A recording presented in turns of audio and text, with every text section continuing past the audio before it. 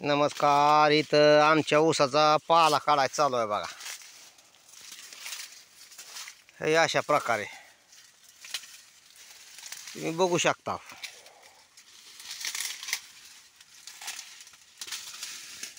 तर ही पाचोड बिचोड जरा कसं आहे काढलं का नाही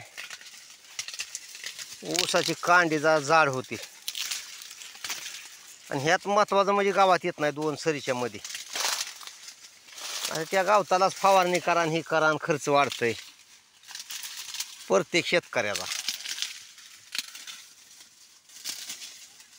तरी 86चा ऊस आहे बघा. 86-032. तरी कोंबारे वगैरे काही यायला लागले तर असं.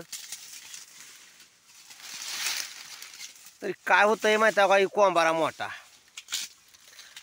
हवा खिळती राहती, ऊसाची जाडी वाढती.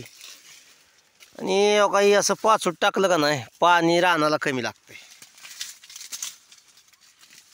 पाण्याची थोडी बचत होती. उन्हाळा दिवस आहे सध्या, पाणी कमी येतंय, ऊन टेम्परेचर वाढतंय, त्यामुळे रानाला पाणी लय लागतंय.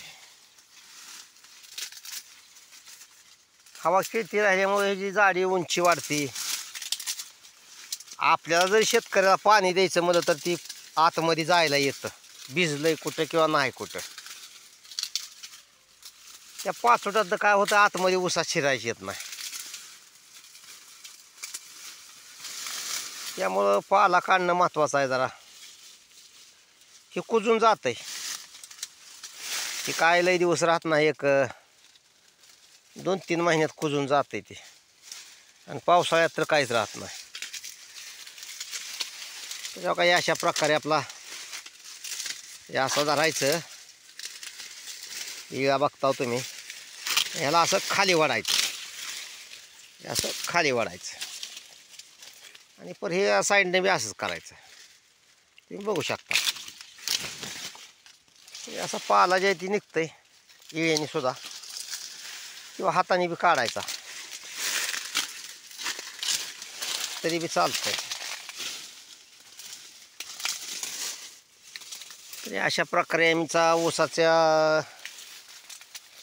86 ऊसाचा पाला काढायचा चालू आहे बघा. अशा प्रकारे तुम्ही बघू शकता. जाडी वगैरे वाढते जरा, आणि 4.5 फुटी सरी.